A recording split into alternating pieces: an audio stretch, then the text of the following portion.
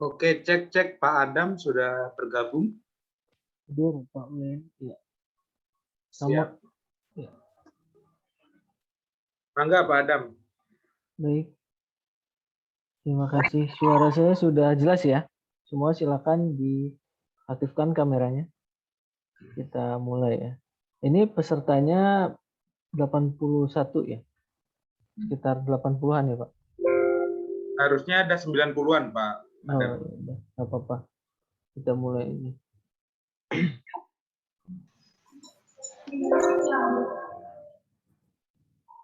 Baik, bismillahirrahmanirrahim. Assalamualaikum warahmatullahi wabarakatuh.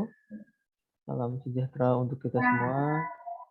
Ya, kali ini bertemu dengan saya di perkuliahan pengembangan jauh dasar ya, menggantikan Pak Rian. Sebelum kita mulai, mari kita sejenak menundukkan kepala, berdoa agar apa yang kita pelajari, kita diskusikan pagi hari ini dapat bermanfaat dan memberikan pahala bagi kita semua. Berdoa dipersilakan.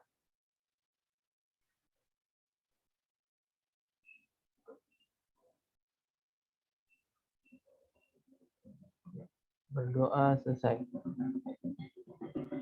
Baik, saya akan mulai dari pertanyaan-pertanyaan ya. Jadi pagi-pagi ini baru bangun, biar melek saya tanya-tanya dulu nih. Terutama yang mungkin masih sikat gigi, masih merem, yang belum on nih kameranya. Arya Abdillah ada? Oh, udah on. Coba Cahyono. Cahyono ada?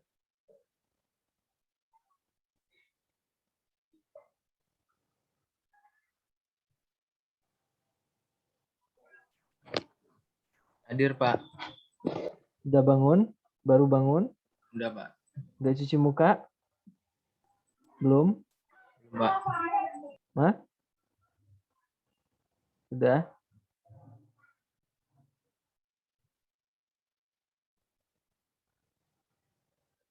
Sudah?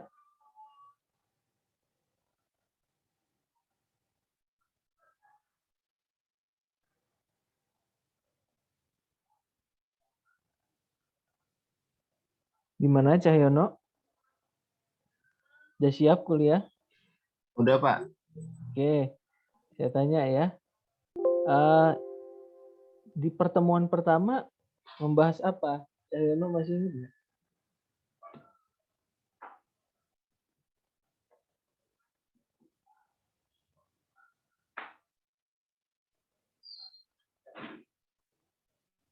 Kalau siap harusnya catatannya udah di depan mata ya, jadi tinggal dibaca.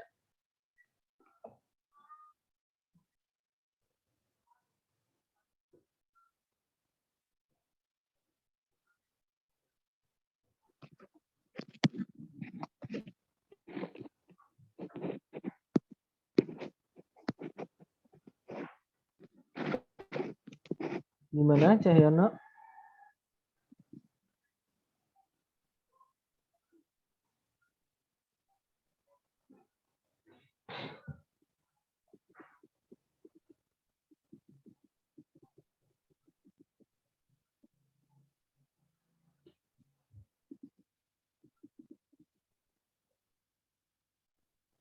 Atau belum siap kuliah? Gak apa-apa, dilanjutkan saja tidurnya ya.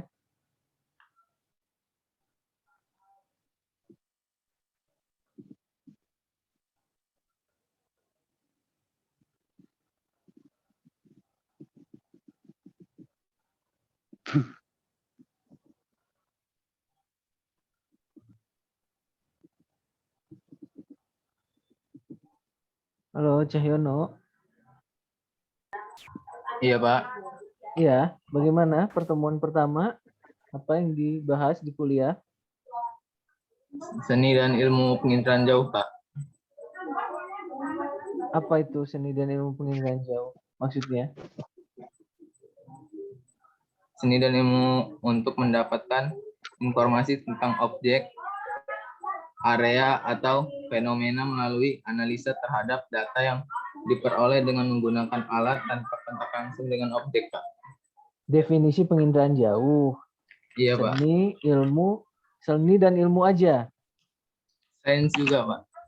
Seni ilmu. Iya, ilmu. Ya, sains itu Sains. ilmu. Iya, Terus Pak. satu lagi apa? Teknologi, Pak. Ya, oke. Terima kasih, Cahyono. Iya, Pak. Siapa lagi yang belum bangun? Nabila Putri. Nabila Putri Aldina ada?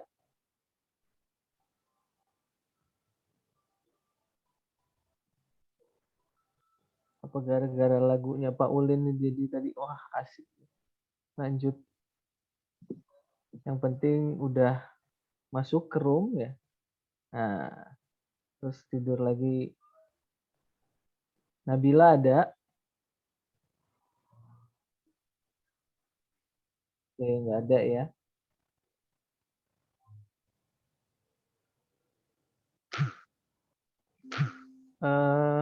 Firmansyah?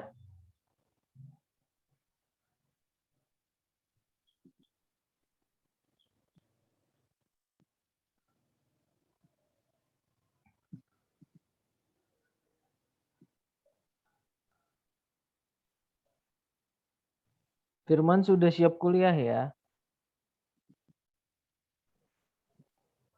Insya Allah, Pak. Ya. Kalau di pertemuan kedua apa yang kamu pelajari, Firman? Sebentar, Pak. Itu ada di catatan, Pak.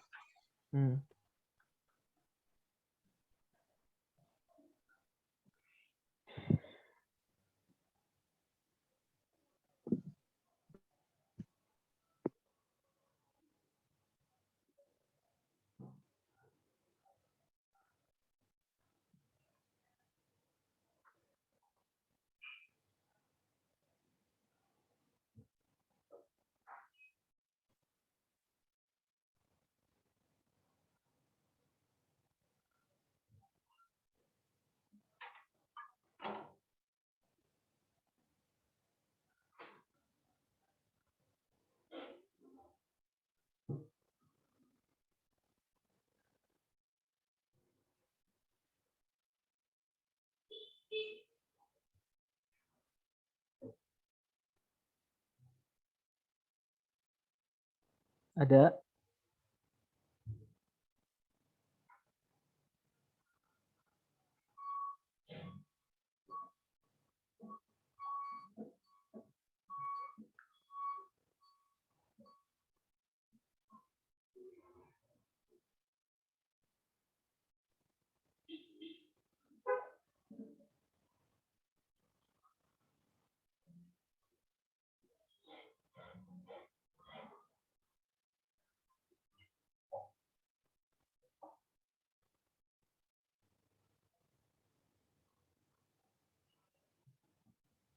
Ada, Firman?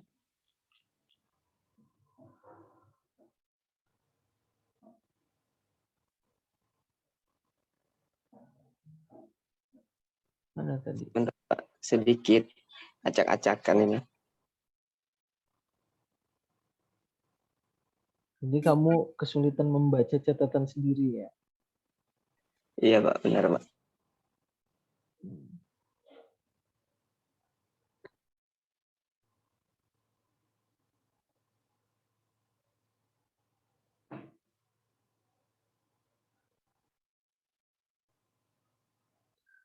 Oke, kalau gitu saya ke Fikri Alfarisi. Coba Fikri.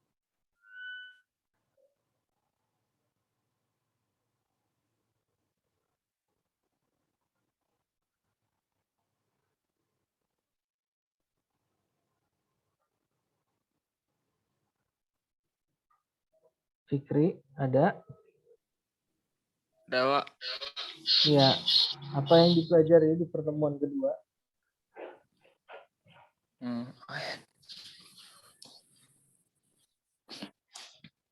Bentar, Pak.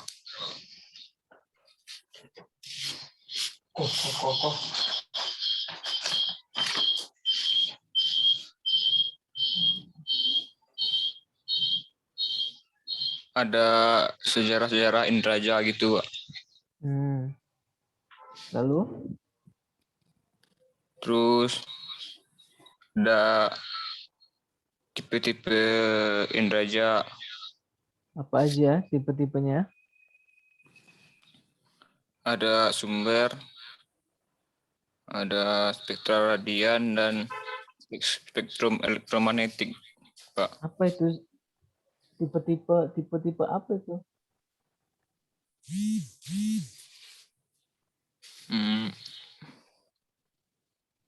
Tipe data. Tipe data, bukan tipe jenis penginderaan jauh, tipe datanya. Ada radians, ada reflektans gitu. Oke. Iya, Pak. Apa bedanya tahu? Dijelaskan.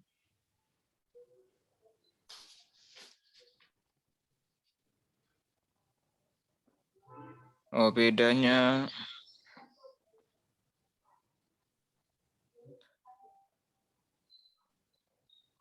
cara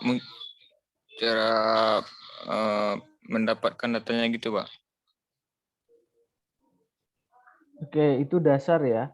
Radians reflektans itu kalian akan temukan itu nanti ketika proses pengolahan. Jadi kalau konsepnya nggak paham, kalian bisa salah pakai data itu. Ya. Jadi tolong ditambahkan itu, dicari, browsing banyak di Google, apa bedanya. Jadi belajar itu bukan terhenti ketika kita selesai 2 SKS ini ya, 2 kuliah ini ya. Tapi saya yakin dalam proses perkuliahan itu justru akan muncul banyak pertanyaan karena nggak mungkin itu di cover semua dalam waktu hanya sekitar 100 menit ya. Pertanyaan itu dicatat, setelah kuliah dicari ya. Lebih baik lagi kalau kalian pelajari dari bukunya langsung ya. Nah, tolong sikap-sikap seperti itu ditanamkan ya. Jadi kalau belajar itu harus punya curiosity, rasa ingin tahu ya. Jadi bukan nerima aja apa yang diberikan dari kami ya gitu. Sehingga bisa efektif pembelajarannya. Oke. Tadi Fikri, terima kasih. Saya mau tanya ke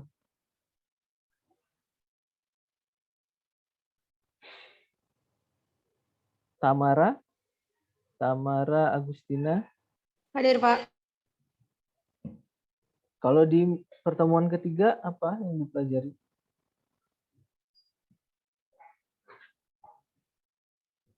Pengolahan citra digital, Pak. Apa? Sebutkan yang kamu pahami dari kuliah itu.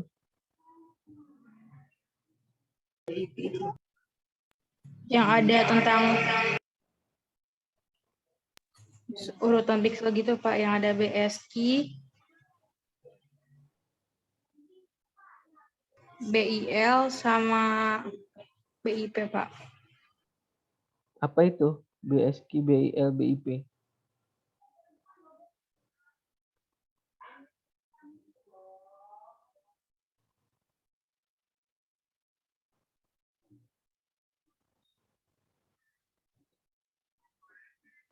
Untuk BSI itu, Pak, dia itu dipisah-pisah, Pak. Jika satu pixelnya itu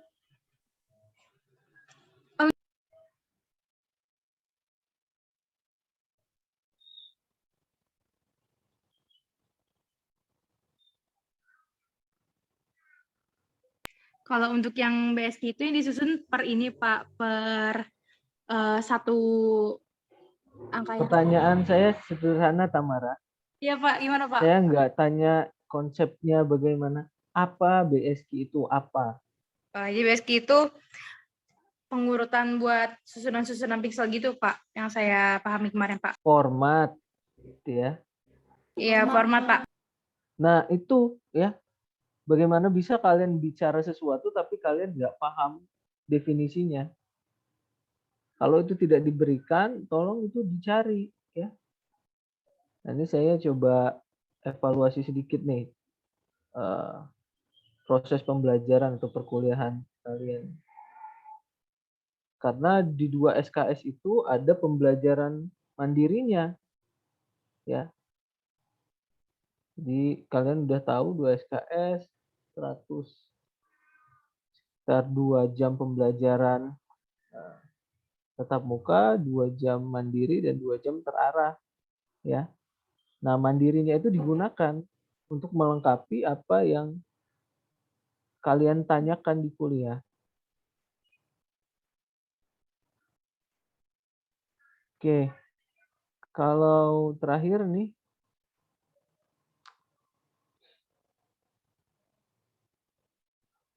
Nafila Haryadi, kalau di pertemuan keempat apa yang dibahas?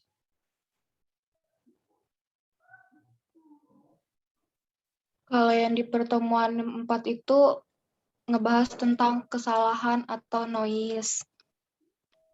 Noise. Terus histogram citra. Terus perbedaan antara populasi sama sampel. Tentang metadata. Itu, Pak.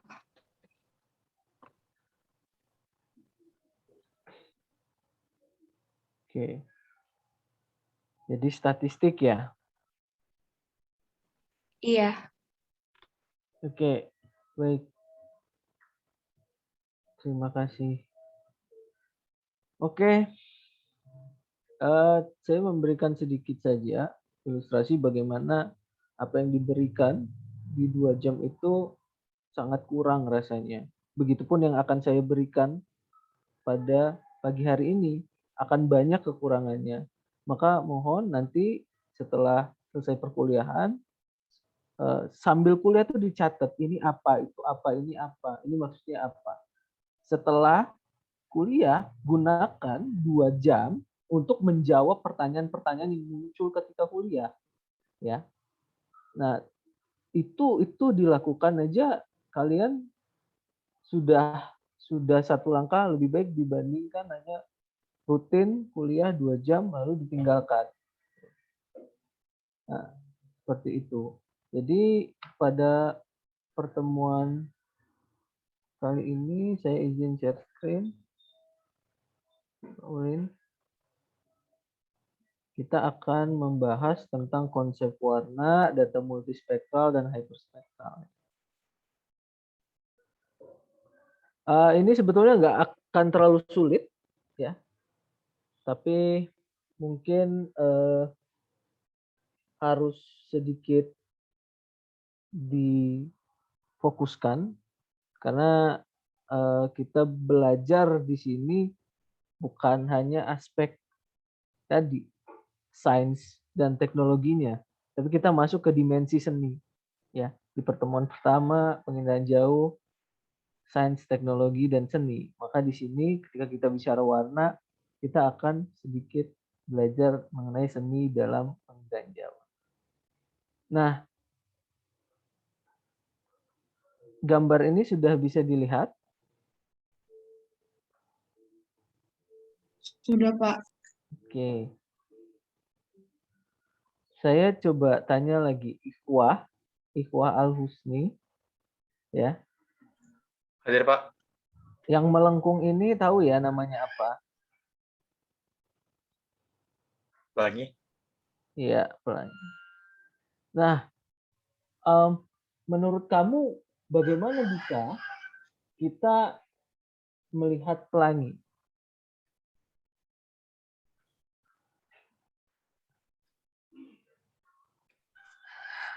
Apabila kita kaitkan dengan konsep penginderaan jauh, apa yang terjadi? Proses apa yang terjadi sehingga kita bisa melihat pelangi ini dengan warna yang berbeda-beda?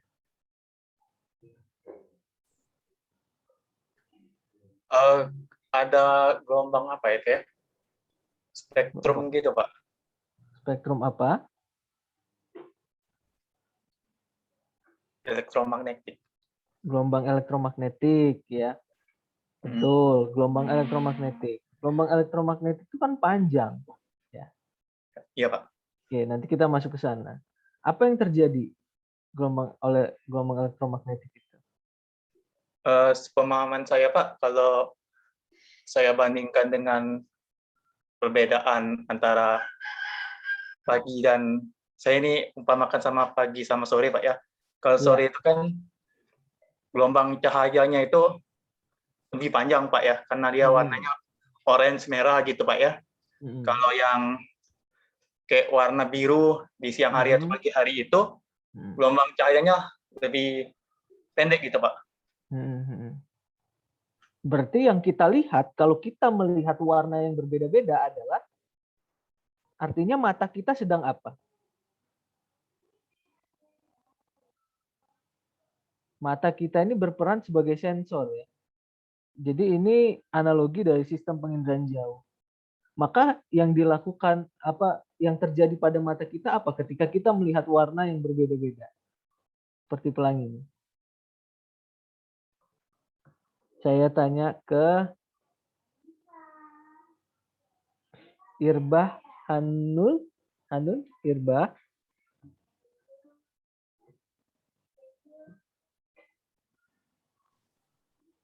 Irbah ada? Ada Pak, hadir Pak. Ya, tadi sudah disampaikan oleh rekanmu bahwa ini adalah gelombang elektromagnetik, ya, cahaya tampak tadi. Nah, ketika dia kasih analogi kalau sore panjang gelombangnya berbeda dengan pagi cenderungnya. Nah, maka pertanyaannya kalau kita melihat pelangi ini dengan warna yang berbeda, sebetulnya yang kita amati apa? Yang direkam oleh kedua mata kita adalah apa? Gelombang elektromagnetik yang seperti apa?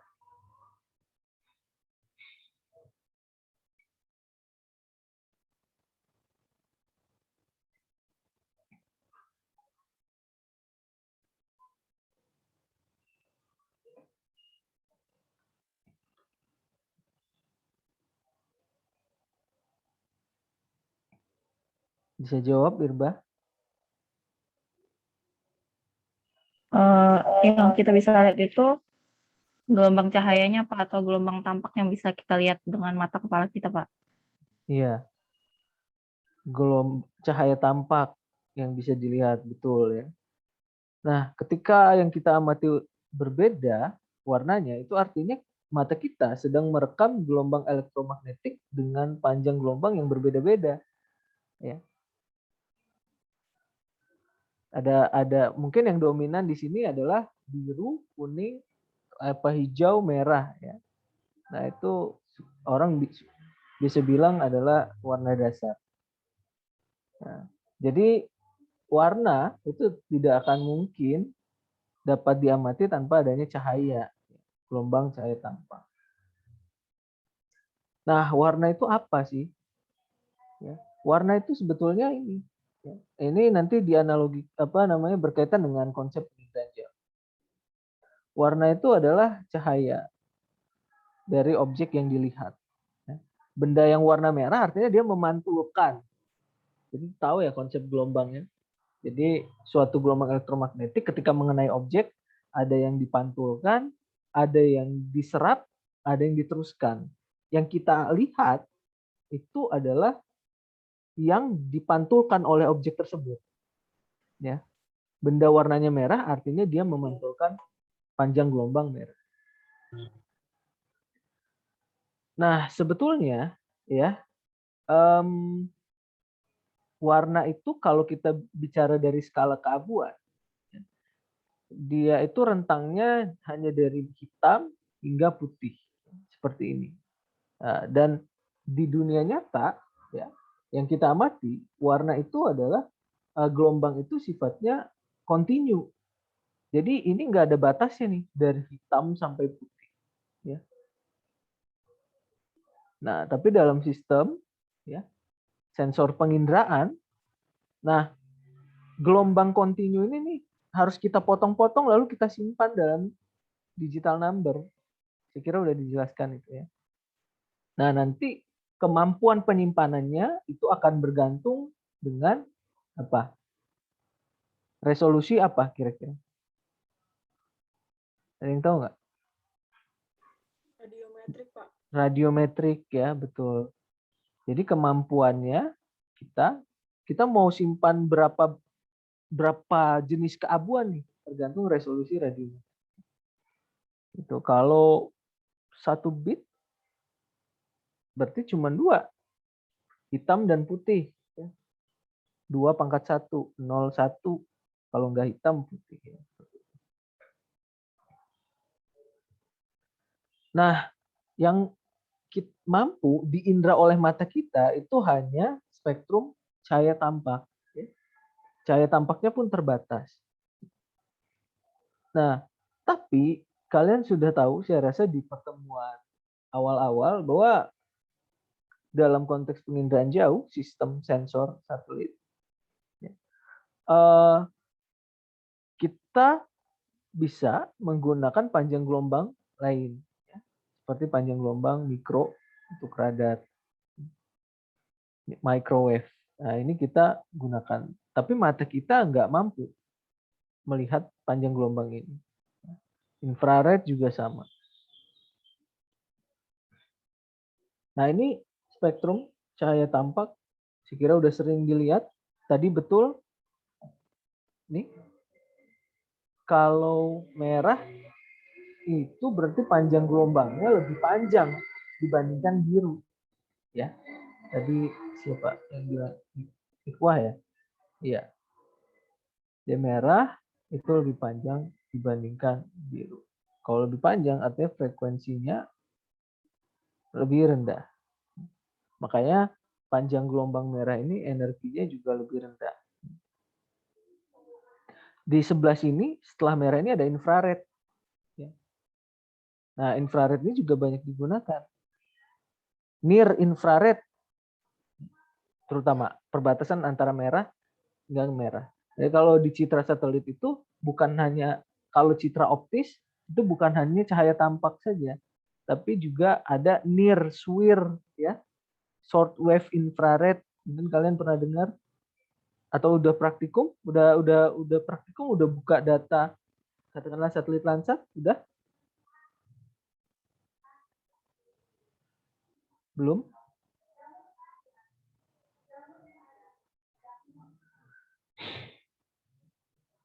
Anggun, kira praktikum udah? Sudah tahu citra Landsat memuat band apa saja, tahu ya? Sudah, Pak. Oke, berarti udah bisa pakai software apa praktikum? Pakai NV, Pak. Oke, berarti download citra lalu divisualisasikan di software udah bisa ya? Iya, Pak. Oke, nanti akan ada tugas dari saya. Tugasnya gampang. Kita lakukan simulasi-simulasi aja. Nah, ini jadi di Landsat itu ada SWIR, ada NIR ya. Nah, ini itu tidak bisa, mata kita itu tidak mampu. Tapi dia digunakan. Kalau di hampir di semua kehidupan kita pakai gelombang elektromagnetik. Kalau di dalam pemetaan, NIR ini digunakan untuk laser scanner, tahu ya, atau kalian udah ambil penentuan posisi, pemetaan dasar, pakai total station, pakai ETS, pengukuran jaraknya menggunakan laser. Laser diambil dari cahaya tampak. Cahaya tampak yang mana? Yang merah biasanya ya. Tahu NIR. Nah, karena apa? Karena gelombangnya lebih energinya, panjang gelombangnya lebih tinggi. Nah, tapi kalau kita breakdown lagi dari cahaya tampak ini sebetulnya merahnya merah yang mana nih? Ada banyak. Tak hingga.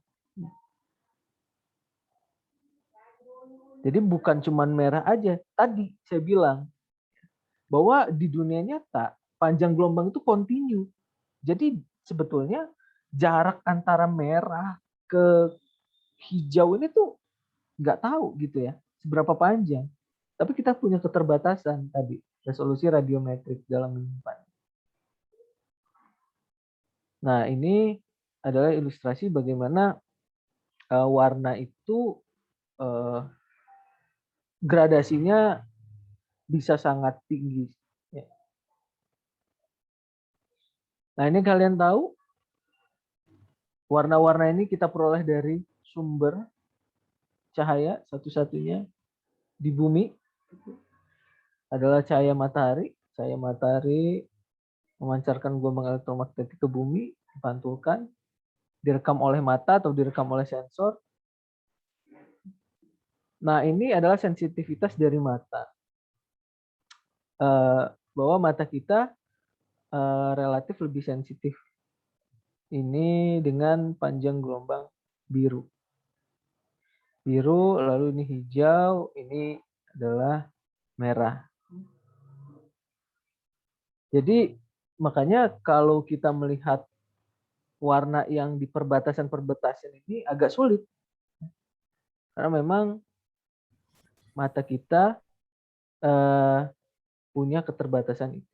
Tapi untuk warna-warna ini, ya, ini kita sebutnya sebagai warna primer.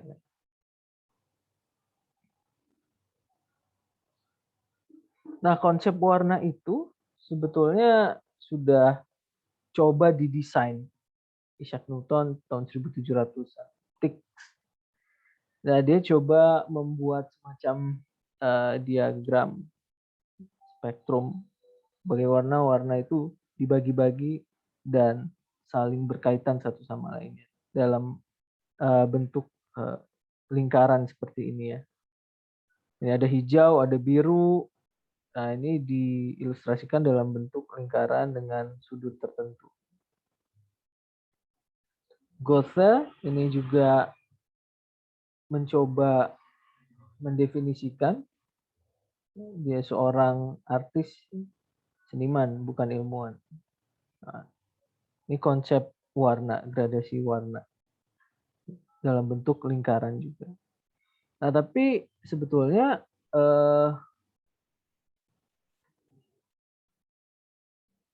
secara umum, ini saya stop dulu.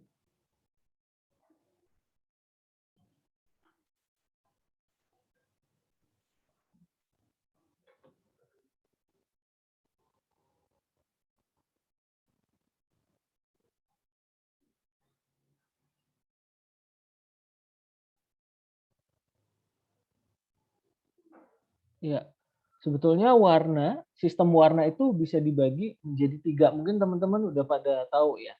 Sering dengar ketika desain pakai Corel atau di PowerPoint juga ada.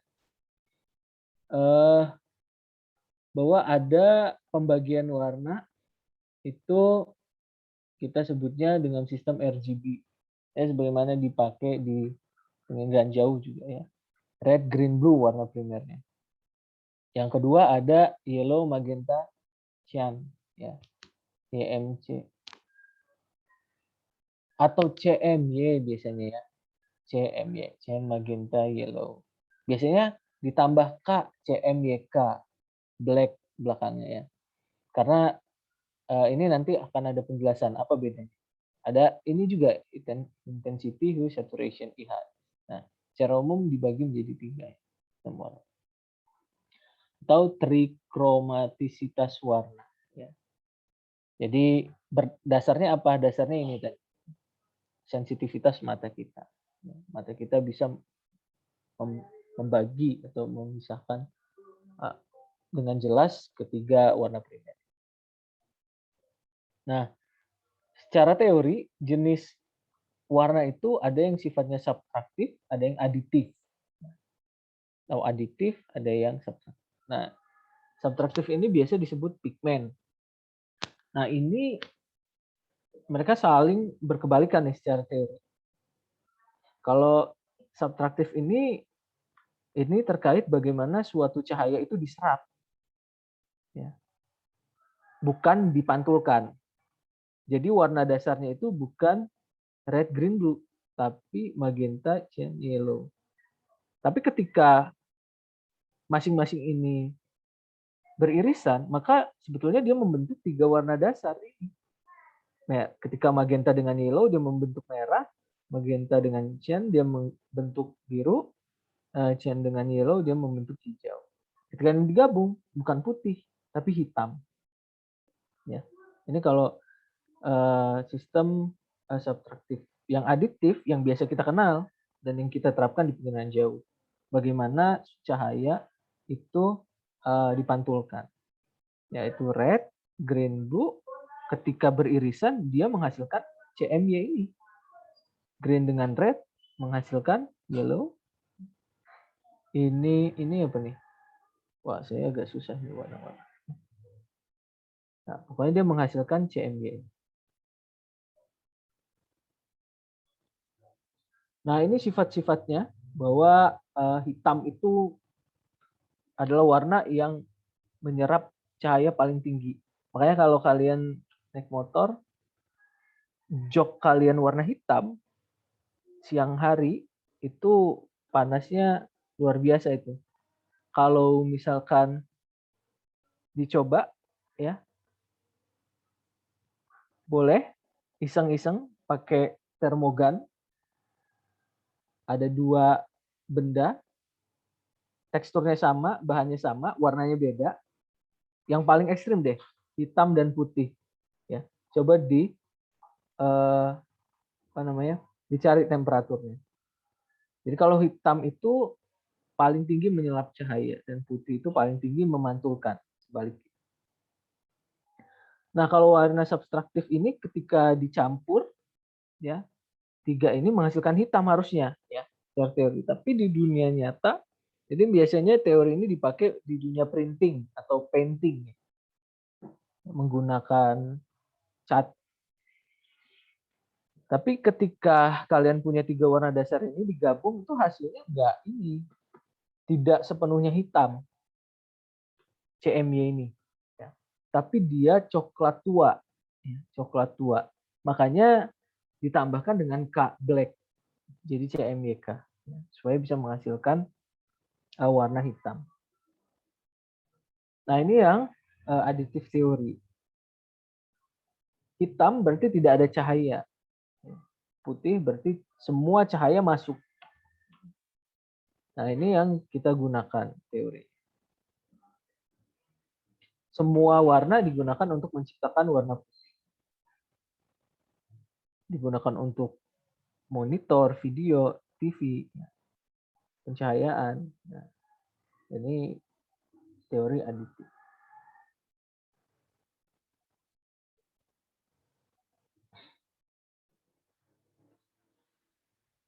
Ini kalau nggak salah ada video. Ya, ini ilustrasi bagaimana kedua teori itu dicoba digunakan untuk menyusun warna. Coba saya close dulu.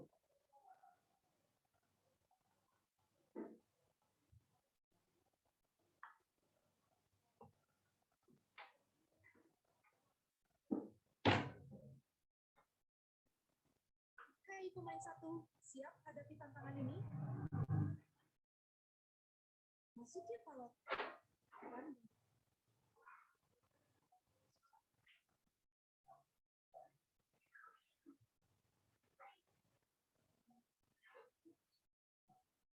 Ya, ini sudah terlihat ya. Nah, nanti video ini menunjukkan bagaimana kedua sistem warna itu menghasilkan hasil yang sama, ya, pada akhirnya. Nah, ini adalah additive color. Ini layer yang paling kiri layer merah, ini green, ini blue. Ya. Nah, di penginderaan jauh, di sistem sensor, cara sensor merekam itu juga seperti ini, menyimpan data. Makanya ada band-band, ya. Ya. Ada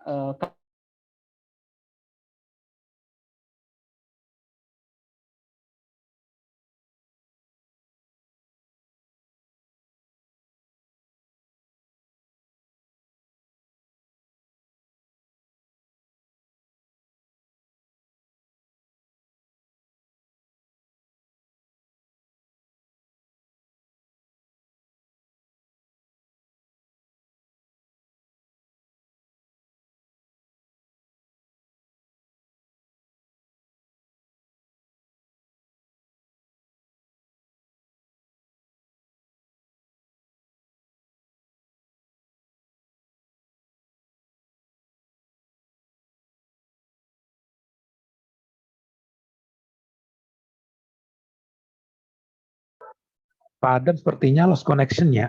Kita tunggu ya.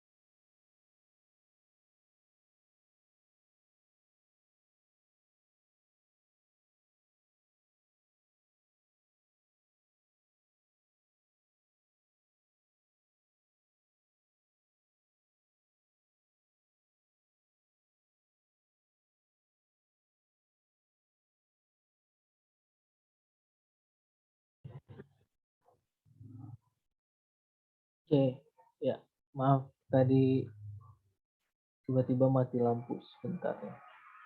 Oke, saya ulangi lagi tadi sampai video ya.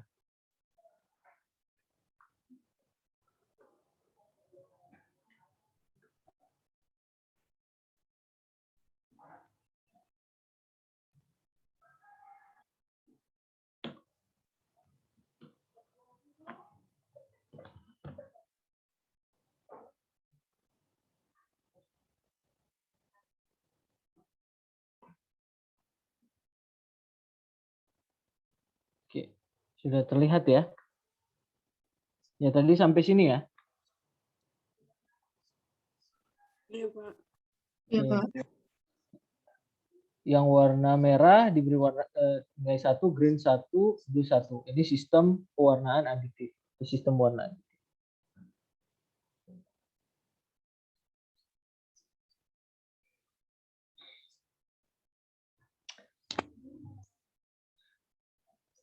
Kalau di sistem penginderaan jauh, sebetulnya kanal merah nanti ini warnanya tergantung resolusi radiometrik ya, rentang nilainya. Nah, ini untuk mempermudah aja diberi nilai 1, 0, 0 gitu ya. Warna. Kalau nanti katakanlah dia nah ini ketika dicampur red dengan green menghasilkan yellow 1, 1. Kalau red dengan blue menghasilkan magenta ya. 1, 0, 1. Nah, green dengan blue nah menghasilkan cyan. Nah, ketika dia digabung dia menghasilkan natural color ya. Nah, seperti itu kira-kira kanal di penginderaan jauh bekerja. Nah, kalau ini sistem subtraktif ya, dia sebaliknya. Warna dasarnya CMY. Nah, ini adalah gabungan dari green dan blue. Ini gabungan dari red dan blue.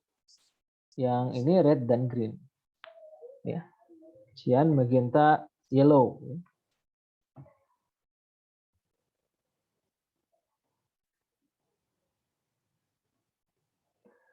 Nah, ketika digabungkan, ya,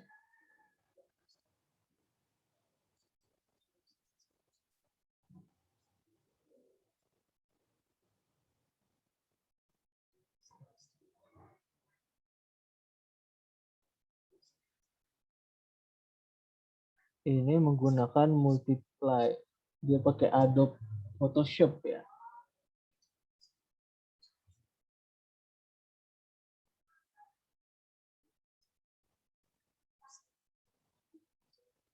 Nah, dia bekerja seperti filter ya. Ini kalau terlihat. Jadi dia transparan.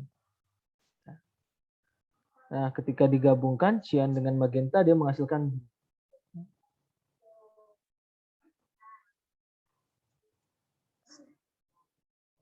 cyan dan yellow dia menghasilkan green. Nah, magenta dengan yellow dia menghasilkan red. Ketika digabungkan dia menghasilkan sama ya, natural color ya, RGB. Oke. Nah, itu ilustrasi bagaimana dua sistem pewarnaan bisa menghasilkan dari proses yang berbeda tapi hasilnya serupa ya. Kita lanjut. Sebentar.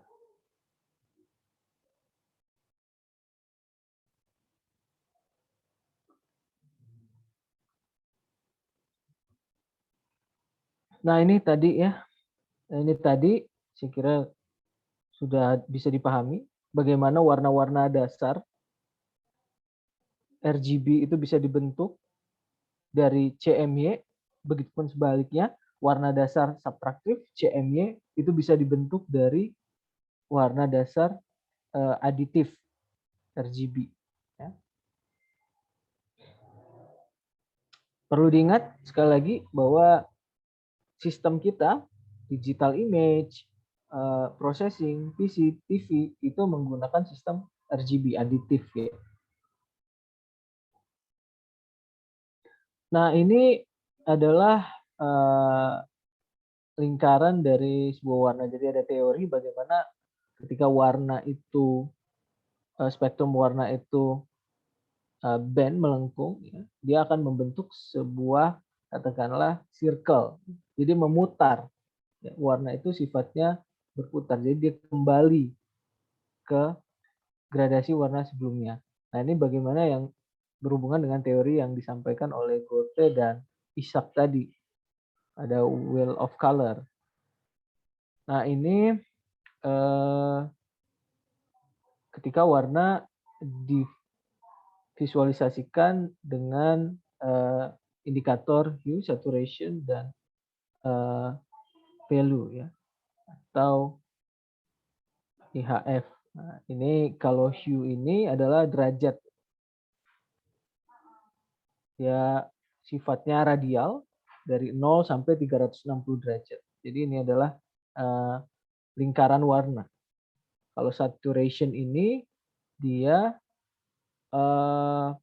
menunjukkan kecerahan, brightness dan dullness dari cerah ya ke gelap. Di titik tengah ini adalah putih, pusat percampuran dari semua warna. Oke, dan lightness itu adalah tadi ya, adalah terkait kecerahan warna. Nah, ini dalam bentuk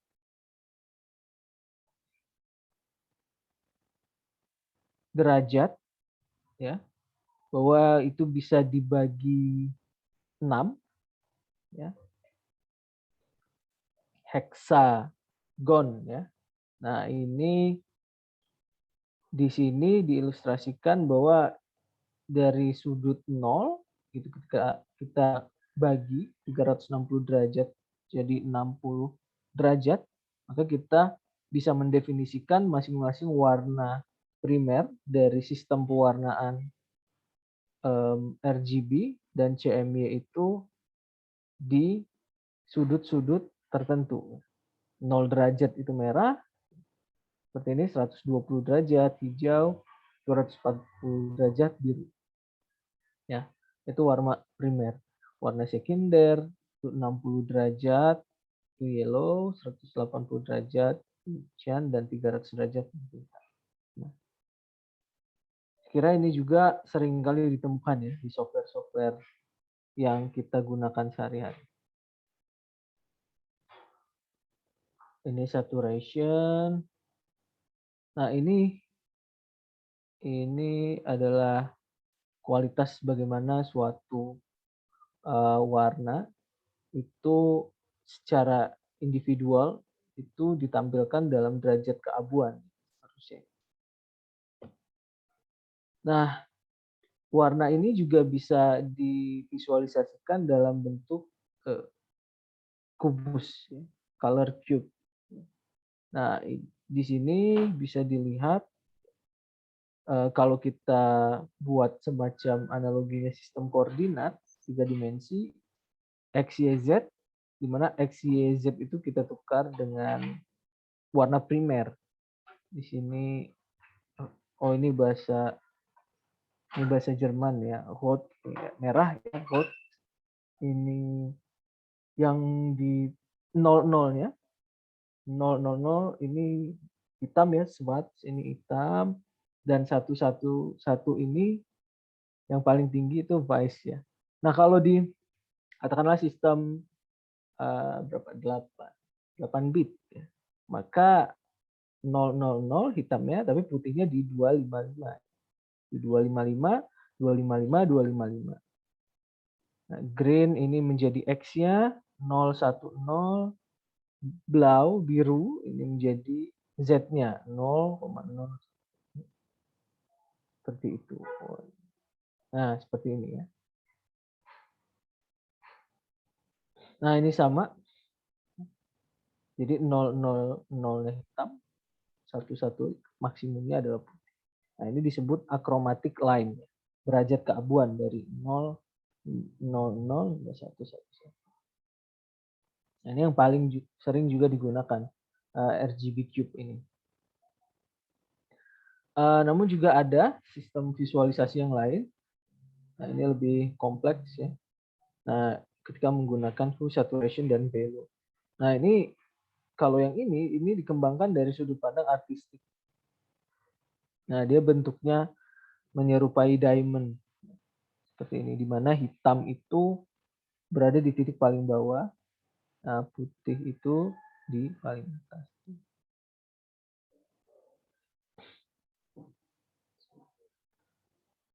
Nah, ini juga salah satu sistem visualisasi dari warna.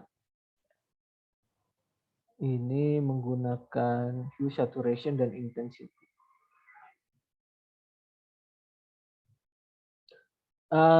Color cube tadi juga bisa, RGB cube tadi juga bisa diintegrasikan ya dengan sistem IHS ya, atau HIS, hue, saturation, dan intensity. Ya, jadi ketika kita tempatkan bidang heksagonnya di sini, maka dia akan bisa menyerupai ya RGB cube.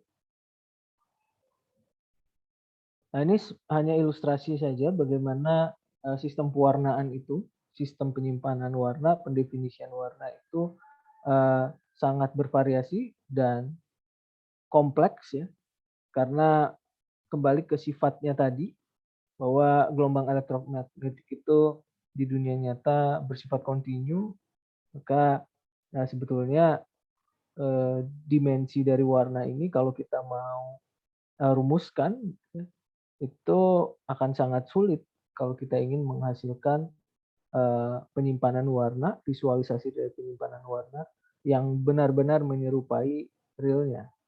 Sangat kompleks. Nah, ini ya sama, ini di dunia saintifik dan industri, sistem pewarnaan ada yang disebut CIE, chromaticity diagram ya. Nah, ini lebih kompleks lagi nih.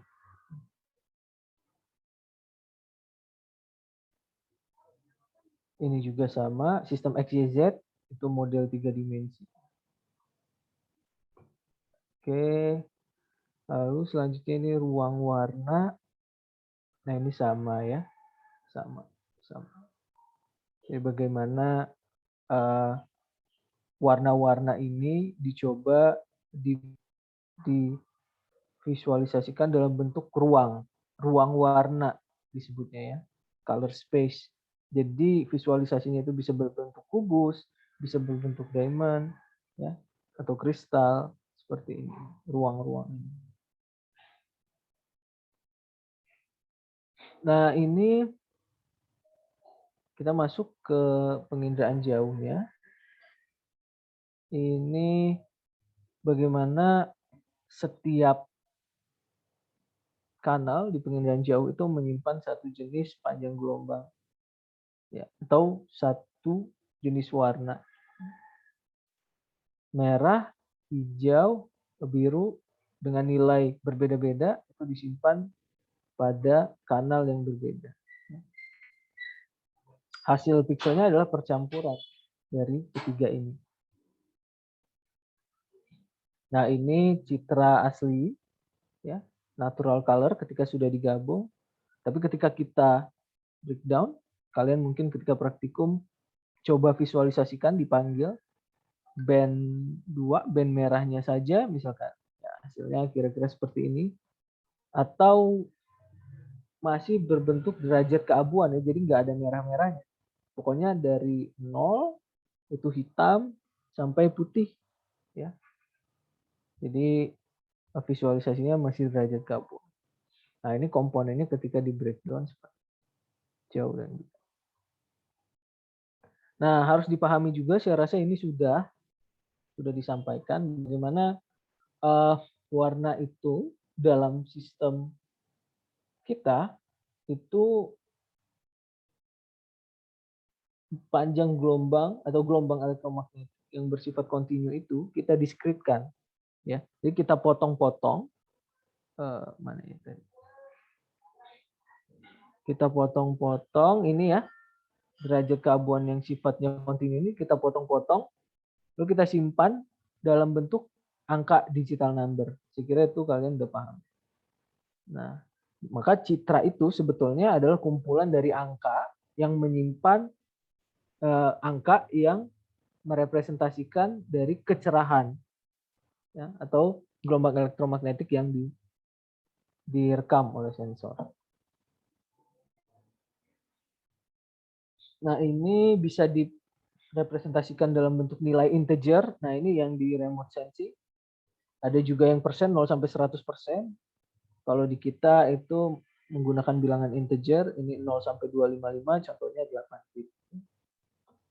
Nah, kalau dia 16 bit, nanti 2 pangkat 16 berarti ya, kemampuan penyimpanannya. Nah, nilainya. Kira itu juga sudah dijelaskan.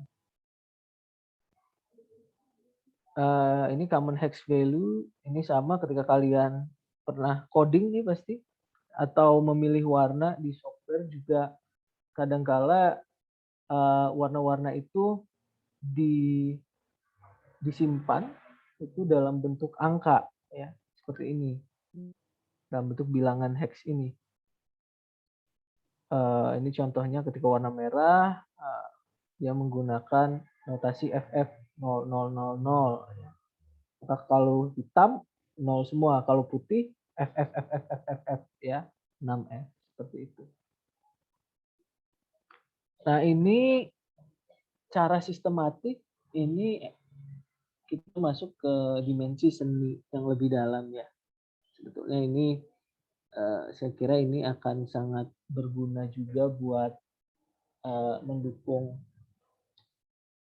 teori kartografi yang sudah diperoleh, terutama untuk keperluan penyajian peta, penyajian hasil dari pengolahan data penginderaan jauh.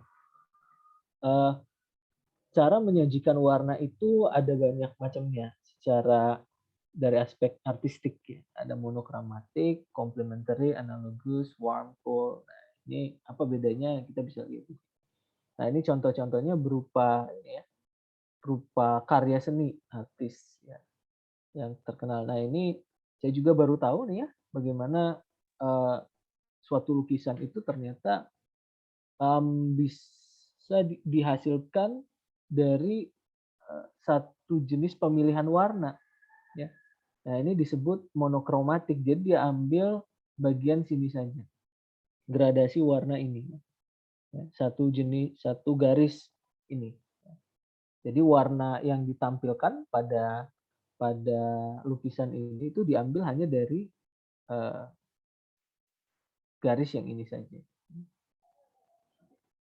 Nah ini ternyata menghasilkan karya yang juga luar biasa. Nah ini complementary ini yang diambil adalah bagian yang dua bagian ya, dua bagian yang saling bertolak belakang. Satu yang memiliki warna kebiruan, yang satu agak kehijauan. Ya. Dia bertolak belakang, tapi masih menggunakan sistem dari apa namanya lingkaran atau roda warna. Atau juga ini biasa yang dilakukan ketika hasil klasifikasi, baik katakanlah dari hasil pengolahan data penilaian jauh menghasilkan penutup lahan. Nah, itu biasanya kita visualisasikan dalam bentuk warna. Warnanya itu kita kategorikan. Jadi dia tidak punya gradasi tertentu. Jadi seperti ini saja, misalkan biru itu laut, lalu ada kuning itu padi, misalkan hijau itu vegetasi, ya. Nah, seperti itu. Nah, tapi juga ketika kita menghasilkan peta, ya, peta daerah banjir, gitu ya, daerah banjir atau daerah tergenang, kita bisa membuat pemilihan warna yang dengan mudah para pembaca atau pengguna peta itu bisa menangkap makna dari warna itu. Jadi kita bisa berikan gradasi warna monokromatik tadi. Monokromatik dengan warna biru katakanlah. Jadi gradasinya dari putih hingga biru tua. Ya, di mana semakin putih maka genangan airnya semakin rendah, kadang biru tua semakin tua ya, maka genangan airnya semakin dalam. Ya. Nah, ini sense of art ini itu sangat penting dalam penyajian hasil dari pengolahan citra-citra penginderaan jauh. Nah, itu harus dipikirkan tuh nanti bagaimana dengan efektif informasi yang ingin kita sampaikan itu bisa diterima oleh pembaca. Nah, ini aspek seni akan berbicara banyak. Ya. Oke, ini analog. Ini bagaimana Vincent van Gogh, ini salah satu lukisan terkenal, The Iris. Dia ternyata memilih salah satu katakanlah dimensi warna ini dalam lukisannya. Nah, bisa juga dibagi berdasarkan setengah ya. Jadi lingkarannya dibagi dua, lalu dikatakan bahwa sebelah kanan ya, yang di sini dominannya magenta ya. Magenta ini disebutnya warm ya, warna-warna hangat. Jadi ya memang agak sedikit abstrak ketika bicara seni, tapi saya kira kita semua bisa punya apa ya, impresi bagaimana gambar ini memang menunjukkan suatu kondisi yang seperti senja begitu ya. Warna-warna ini untuk lukisan ya. Nah, ini cool Pablo Picasso.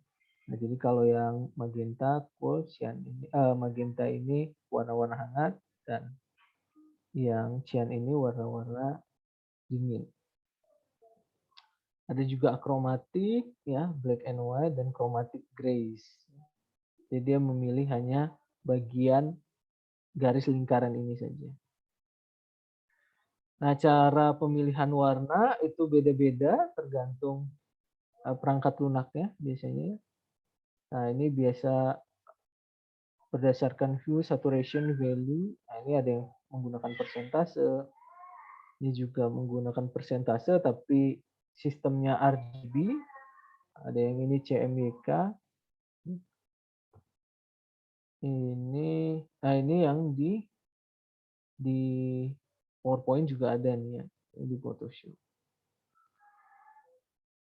Ini lebih kompleks lagi nih. Dia ada semua ya parameternya. Nah, kenapa kita belajar tentang warna? Karena mungkin lebih dari 50% ya, atau cukup banyak citra yang diproduksi dari satelit penginderaan jauh itu berbasis oleh satelit optis. Jika satelit optis, maka spektrum cahaya yang direkam adalah spektrum cahaya tampak, gelombang elektromagnetik. Di mana yang dominan itu adalah blue, green, dan red RGB ya. Nah, ini bagaimana sensor multispektral bekerja. Ada radiasi atau pantulan reflektansi dari permukaan bumi. Itu ditangkap oleh scan mirror, lalu diarahkan ke dalam detektor. Masuk ke sini. Nah, nanti di dalam ini, dia akan dibagi-bagi berdasarkan panjang gelombangnya. Katakanlah ini satelit Landsat, ada 6 detektor misalkan, atau ada untuk 4 band, ya, maka dia akan setiap panjang gelombang itu diurai dan disimpan ke masing-masing band.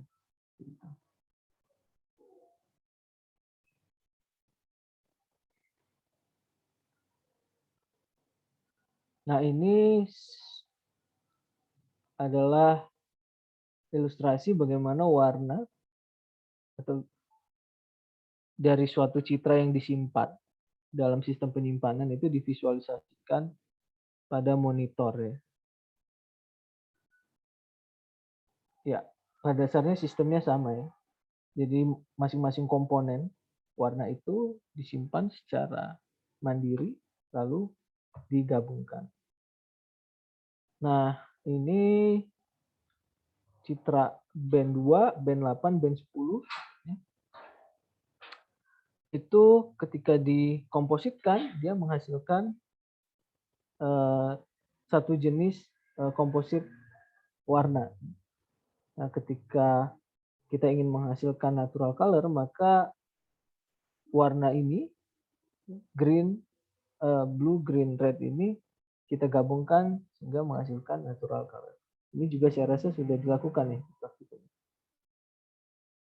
komposit ini.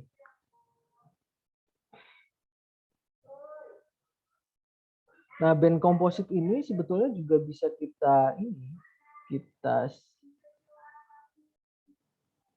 kita lakukan sedikit manipulasi untuk keperluan analisis ya.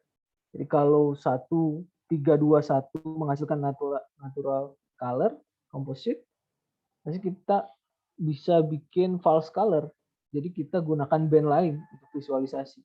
Katakan 352 atau 432 ya. Nah, ini sudah dilakukan belum? Kalau di praktikum Noval. Sudah dilakukan belum? Ya, Pak. Sudah ya? Sudah, Pak. Oke. Oke.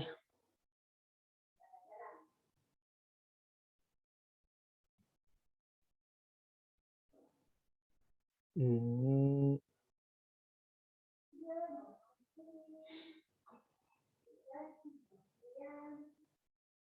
nah ini ya, ini beberapa komposit band yang cukup banyak digunakan. Nah, bagaimana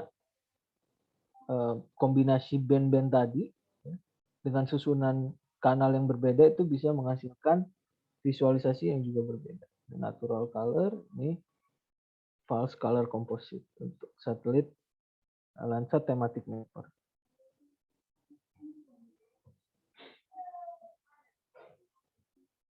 Ini dengan tambahan ini ya, dengan tambahan image enhancement, ya, kontrasnya dimainkan, itu kita bisa dengan jelas melakukan identifikasi dari objek di permukaan. Objek tertentu ya, dalam hal ini misalkan kita ingin mendeteksi air ya, dengan menggunakan kontras. Nah ini contoh-contoh kombinasi band ya untuk satelit Landsat 8. Nah ini bisa dicoba ya. Kalau kita ingin mengidentifikasi urban itu lebih mudah dengan menggunakan komposit band 7, 6, dan 4. Kalau vegetasi band 5, 4, dan 3. Pertanian 6, 5, dan 2. Kalau vegetation 5, 6, 2. Nah ini silakan. Ini sudah dilakukan belum komposit ini? Renaldi di praktikum komposit yang false color ini.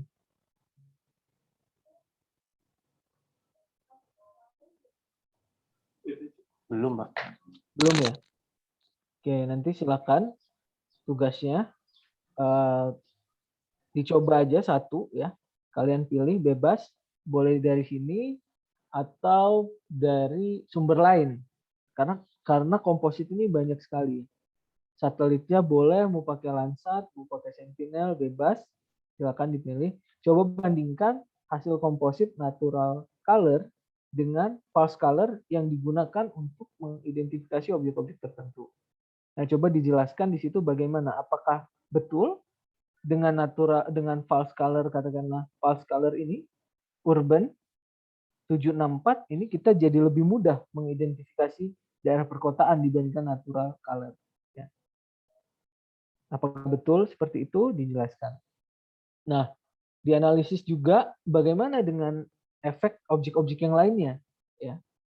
Apa yang terjadi dengan warna vegetasi? Apa yang terjadi dengan warna air? Ya. Bisa dipahami ya tugasnya. Saya kira itu 2 lembar aja deh maksimal ya. Bisa dibuatnya. Supaya memperkuat ini ya teori yang sudah diperoleh. Nah ini ya ilustrasi hasilnya.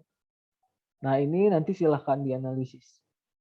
Apakah betul bisa mempermudah mengidentifikasi vegetasi atau mengidentifikasi badan air. Nah, multispektral dari namanya ya, dia menyimpan kanal lebih dari 2. Mana ilustrasinya? Oh, nanti bisa. Nah, selain multispektral, sekarang juga cukup banyak dikembangkan, diaplikasikan itu hyperspektral. Jadi kemarin saya rasa di pertemuan-pertemuan sebelumnya sudah dijelaskan beberapa konsep resolusi dalam penginderaan jauh. Ya, ada resolusi spasial, ada resolusi temporal, ada resolusi radiometrik, ada resolusi spektral. Ya. Nah, dalam multispektral maka dia menyimpan biasanya hanya domain cahaya tampak. Ya. Red, green, blue, katakanlah. Atau ditambah short wave infrared atau near infrared. Ya. Jadi rentangnya relatif sedikit, 10. Padahal kalau kita pahami bahwa panjang gelombang itu sifatnya kontinu ya. Seperti ini. Nah, jadi sebetulnya kita itu bisa menyimpan panjang gelombang pantulan dari objek di permukaan bumi, gelombang elektromagnetik itu pada rentang panjang gelombang yang tak hingga. Nah, maka itu sekarang dikembangkan teknologi yang disebut hyperspektral. Karena dalam analisis penginderaan jauh itu juga dikenal analisis spectral mixture ya. Bagaimana ini kalian sudah tahu ya? Ini disebutnya apa? Masih ingat? Clear water, asphalt, sandy, vegetation. Ini apa disebut?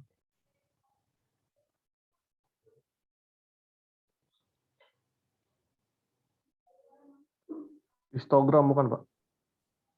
Bukan. Yang ini kan Y-nya reflektans ya, ketutupan nih, reflektans. 0 sampai 100. Dan X-nya adalah panjang gelombang.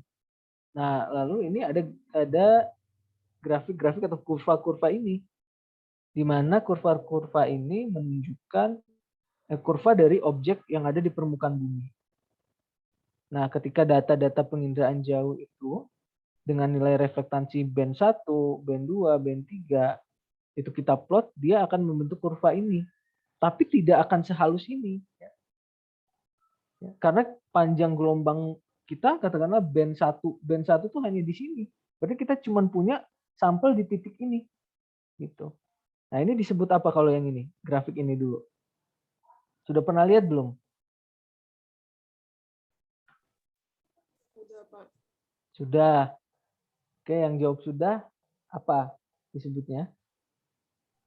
Itu grafik surface reflectance. Surface reflectance. Iya, Pak. Yang lain? Sebutan yang lain ada nggak?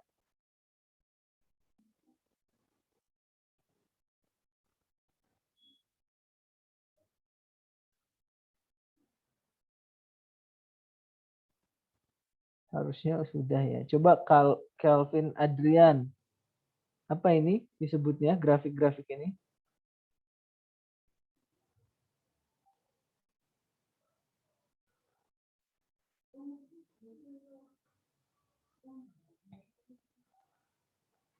Calvin ada? Ada, Pak. Ya, apa? Apa ini disebutnya?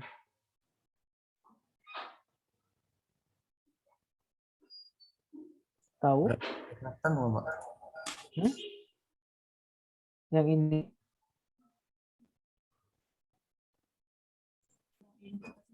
Grafik reflektansi. Grafik reflektansi. Ya. Sebetulnya kalau kita biasa sebutnya ini kan grafik yang secara khusus ingin menunjukkan bagaimana suatu objek di permukaan bumi itu memberikan respon reflektansi berbeda satu sama lain. Nah, ini juga biasanya disebut spectral profile ya, atau profil spektral ya. Nah, ini silakan dicatat spectral profile atau profil spektral. Nah, ketika kita menggunakan data multispektral, katakanlah cuma 3 band ya, berarti ini biru 1, hijau 2, merah 3 ya. Sebetulnya tuh grafik air ya. Air itu seperti ini ya. Continue ya. Tadi dari panjang gelombang 0,4 sampai 0,9, nanti kalian akan praktikum spektrometer ya, dia mampu menyimpan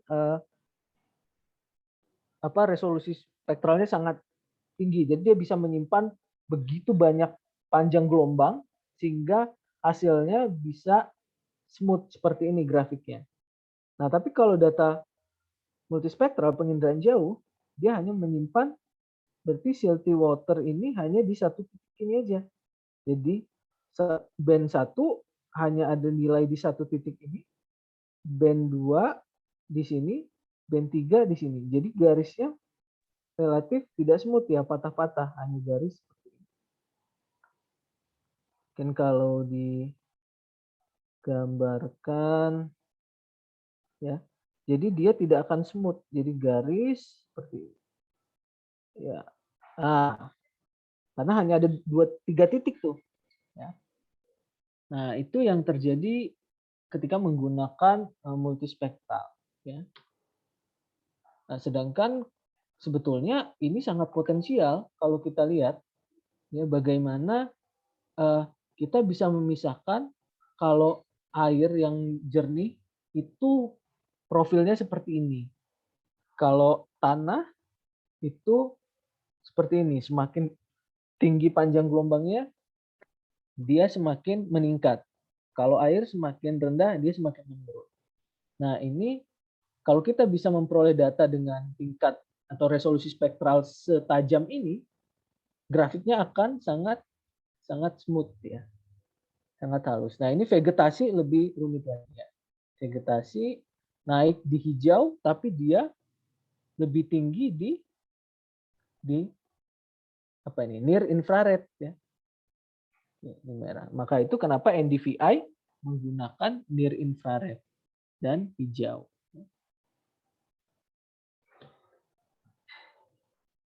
Nah, kita kembali ke hyperspektral. Nah, dia apa hubungannya dengan hyperspektral? Nah, kalau hyperspektral, dia mampu menyimpan band itu bahkan bisa berjumlah ratusan. Jadi, ketika data di setiap band itu diplot, maka dia akan mampu menghasilkan profil spektral yang halus seperti ini. Karena dia punya data di banyak panjang gelombang. Ya, seperti itu. Sampai sini bisa ya dipahami perbedaan antara multispektral dan hyperspektral. Ada pertanyaan dulu, silakan.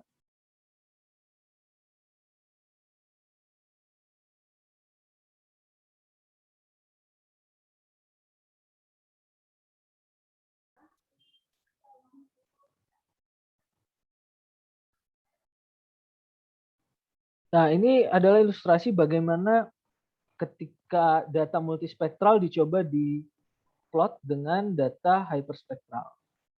Ya, ini data multispektral menggunakan sebagai fungsi Gaussian ya. Ya, jadi sebetulnya ini hanya ada titik ya, titik satu di sini karena yang diambil satu band ya, itu satu panjang gelombang. Jadi Landsat ini punya 6 band, 1, 2, 3, 4, 5, 6. Jadi grafik spektral yang dibentuk hanya seperti ini. Ya. Sampelnya cuma 6. Tapi ini contohnya data Aviris, sensor Aviris, dia mampu menyimpan hingga 224 kanal spektral. Jadi grafiknya lebih halus. Seperti itu. Nah, ini ilustrasinya. Multispektral, jumlah bandnya biasanya hanya dari biru sampai near infrared. Sebelum saya tampak masing-masing. Ya, masing-masing itu mungkin hanya satu. Ya. Satu blue, satu green, satu red, satu near. Kalau hyperspektral, dia rentangnya juga di cahaya tampak. Blue sampai near infrared. Tapi penyimpanannya blue-nya itu bisa 20, green-nya itu bisa ada 30 panjang gelombang, red-nya itu bisa ada 40 panjang gelombang atau kanal. Ya. Oke. Bisa dipahami ya?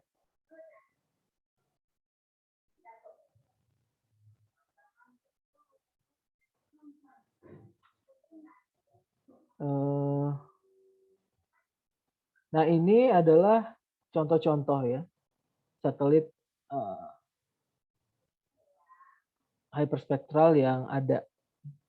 Ada Hyperion. Ini saya kira datanya ini bisa diakses nih.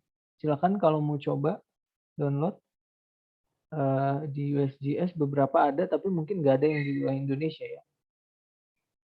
Atau ada tapi saya nggak tahu. Saya pernah buka tuh kalau nggak salah ada di wilayah Sumatera. Silakan dicoba ya. Bisa digunakan. Nah, ini ada yang satelit, ada yang menggunakan airport. Ya, kalau di sini bisa dilihat ya, panjang gelombangnya yang disimpan atau jumlah kanalnya bisa hingga ratusan. Ada yang sampai 500, 620 nih ya, Aisa Phoenix. Ini punya korporasi. Nah, apa sih gunanya hyperspektral ini? Tadi ya. Ini adalah contoh data hyperspektral yang diplot ya. jumlah bandnya ini 0 sampai 180, reflektansinya 0 sampai 0,7. Ya. Nah, di sini bisa dilihat bagaimana kita bisa memisahkan dengan jelas antara satu objek dengan objeknya berdasarkan analisis ini, profil spektral ini. Oke.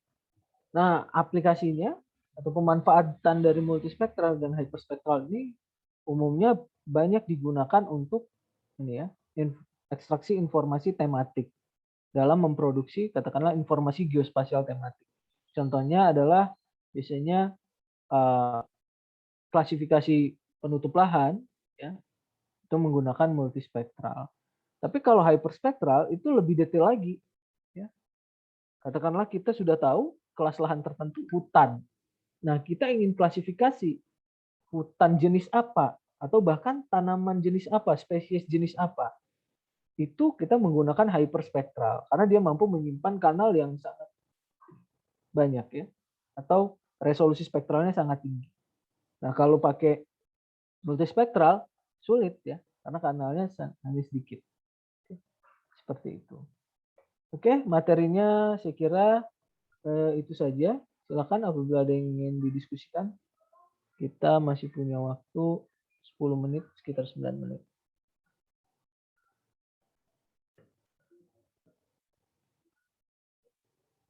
Silakan.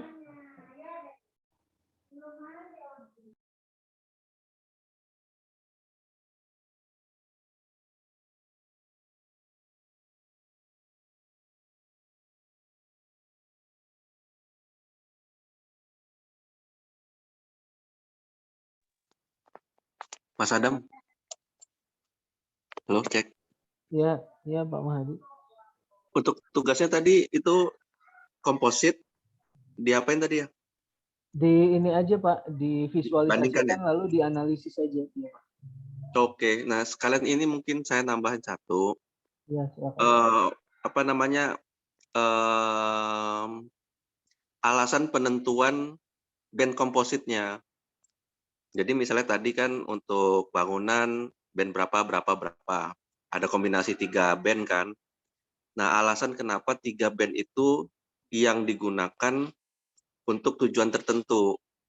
Apakah nanti untuk vegetasi, untuk tanah, untuk apa namanya, rural, perkotaan, ya.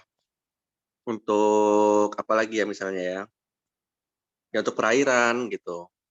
Nah, jadi kombinasi itu berdasarkan apa? Apakah kan bukan coba-coba ya nanti ya itu untuk mengkombinasikannya. Pas ada alasannya kenapa kombinasi band tersebut digunakan untuk tujuan tertentu tersebut. Nah, coba nanti dituliskan sekalian. Kenapa nanti vegetasi pakai band apa, tadi kombinasinya, terus nanti yang di perkotaan juga pakai band apa gitu. Mungkin tambahan itu aja sih Mas nanti untuk alasan penggunaan bandnya itu. Pemilihan bandnya, maaf, pemilihan. Ya. Baik Pak. Mohon dicatat ya, berarti tadi yang dianalisis pertama adalah ketika memilih itu, komposisi itu diberikan alasannya. Kenapa komposisi itu digunakan untuk mempermudah mengidentifikasi objek-objek tertentu. Pasti nanti ada kaitannya dengan jenis reflektansi objek tersebut ya, dan jenis kanal yang disimpan, yang digunakan. Silakan nanti dianalisis juga. Baik, ada lagi Pak Mahadi, Bapak Ulin, silakan. Cukup saya. Ya. Oke, kalau belum nggak ada yang ingin didiskusikan, saya coba review sedikit ya dari kuliah hari ini. Saya ingin coba tanya ke Meta Rinjani.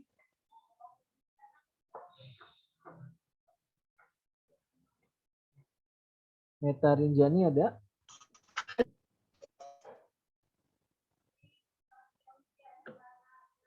Meta.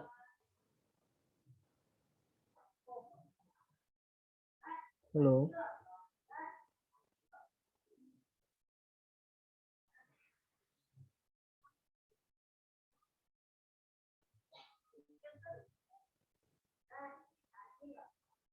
Reski Chandra Meka. Maaf Pak, saya Meta Rinjani. Tadi terkendala sinyal.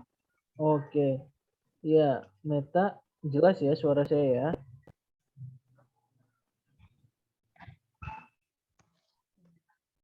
Iya Pak, terdengar. Ya, tadi saya sudah jelaskan terkait teori atau konsep warna ya. Apa yang kamu pahami dari teori warna itu secara umum?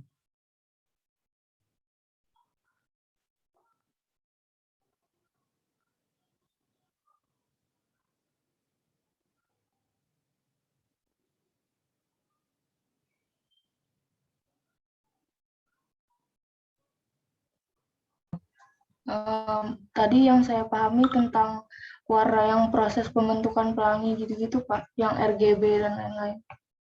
Oke, kalau sistem atau sistem warna itu ada berapa jenis secara umum? Bisa dibagi menjadi berapa? Dibagi 3 Pak. Apa saja?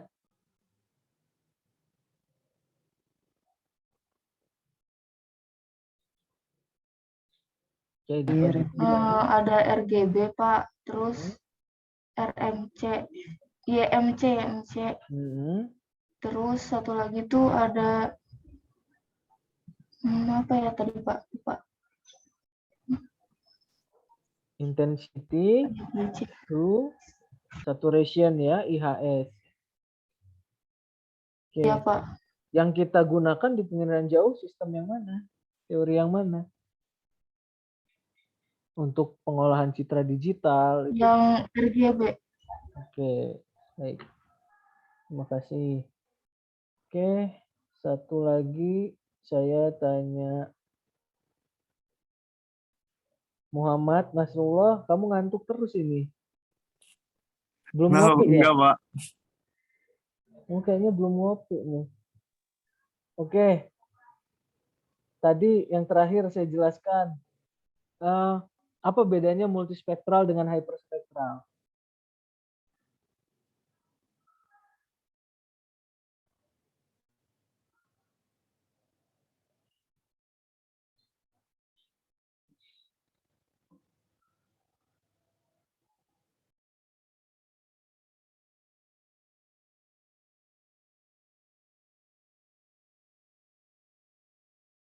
Kalau multispektral itu menyimpan 2 kanal, Pak. 2 kanal saja? 2 kanal warna. Oke, terus? Kalau hyperspektral?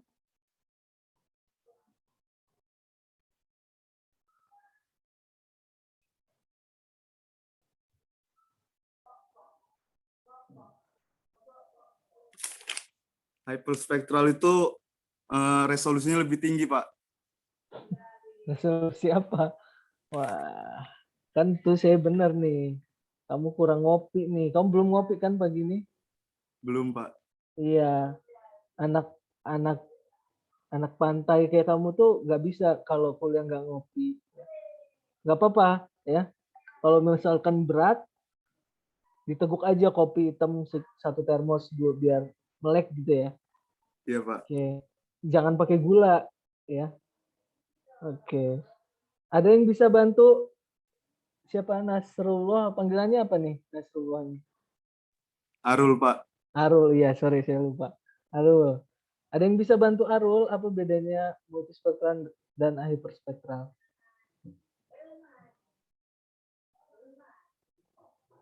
Izin membantu, Pak. Ya, Anggun silakan. Kalau yang tadi saya dapat tuh kesimpulannya kalau multispektral itu sebenarnya sama-sama ada cahaya tampaknya. Cuman kalau misalkan multispektral itu dia cuman bisa nangkep sedikit band, maksimal tuh 11. Tapi kalau misalkan yang hyper itu dia bisa nyampe ratusan band yang ditangkep, Pak. Terus kalau misalkan yang untuk grafik profil spektralnya juga itu kalau misalkan yang multispektral itu dia kayak nggak halus gitu. Jadi kalau karena hiperspektral itu dia terdiri dari banyak band, lebih banyak daripada multispektral, jadi dia untuk grafik profil spektralnya itu dia lebih halus daripada yang multispektral. Oke, terima kasih Anggun ya, sudah cukup lengkap. Ya, jadi kata kuncinya yang membedakan multispektral dengan hyperspektral di kata spektralnya, ya, di resolusi spektralnya. Jadi tadi benar kalau multispektral itu punya keterbatasan dalam penyimpanan jumlah kanal, ya, karena panjang gelombang tadi itu kan disimpan secara diskrit dalam kanal-kanal. Nah, jumlah kanal ya kalau multispektral itu terbatas tadi. Katakanlah kalau Landsat tuh 11 ya, 8. Gitu ya. Nah, kalau hyperspektral maka tadi itu jumlah kanalnya itu bisa ratusan. Jadi hijaunya kalau di Landsat multispektral itu satu. Katakanlah cuma 400 sekian nanometer satu kanal. Tapi kalau di hyperspektral hijaunya itu bisa 50. Ada hijau dengan panjang gelombang 550, ada yang 570, ada yang 430 gitu ya. Tapi di spektrum hijau seperti itu. Baik, kalau sudah tidak ada lagi saya akhiri, tapi sebelum ditutup Pak, izin bertanya, Pak. Oh iya, silakan. Mungkin sedikit, Pak. Untuk itu, Pak. Kan tadi perbedaannya juga di antara band kanalnya itu, Pak. Nah, itu kan di band di multispektral itu kan misalnya Landsat 8 itu kan ada 11 band maksimal. Nah, itu kan ada fungsi-fungsinya, Pak. Nah, kalau misalnya di hyperspektral itu kan ratusan. Nah, itu ada fungsi-fungsinya spesifik nggak, Pak? Iya, betul. Jadi memang hyperspektral ini karena memang akses datanya tidak sebebas multispektral, maka kita relatif jarang ya mengakses membacanya. Tapi sebetulnya kalau dicari literaturnya itu banyak yang mengembangkan komposit yang sama. Jadi kalau tadi multispektral komposit 746 ya. 746 katakanlah. Nah, itu kan nilai panjang gelombangnya kan berbeda. Katakanlah sama-sama merah. Tapi merah berapa? Merah 560 kah? Nah, kalau hyperspektral itu merahnya ada banyak. 580. Makanya kalau di buku teori hyperspektral dia tidak disimbolkan dengan band. Kalau kita band ya, tapi dia pakai lambda dengan panjang gelombang sekian. Gitu. Jadi ada ya.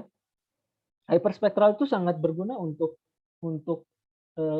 identifikasi objek dengan tingkat kedetailan tinggi. Maksudnya bukan tingkat kedetailan informasinya ya.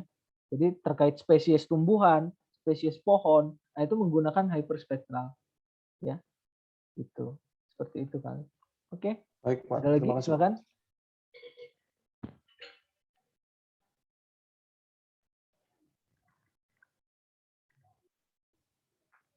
Baik, kalau tidak ada, kita screenshot dulu ya. Oke, silakan diaktifkan kameranya. Satu saja ya, Pauline ya. Oke.